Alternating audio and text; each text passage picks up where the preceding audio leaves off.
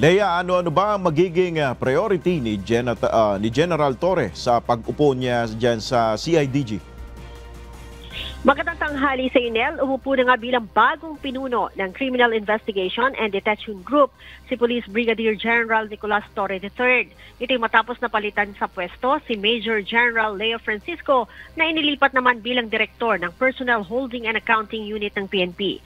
Sa kanyang talumpati, Nel, nanawagan si Torre ng pagkakaisa at pagtutulungan sa kanyang mga tauhan upang mapagtagumpayan ang bawat trabaho ng CIDG. Pinuri din ito ang naging accomplishment ng CIDG sa pamumuno naman ni Major General Francisco, partikular na ang pagsalakay sa mga iligal na pogo sa bansa.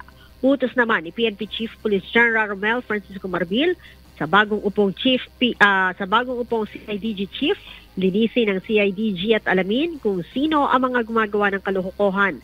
Wala aniyang puwang sa CIDG ang mga tiwaling tauhan.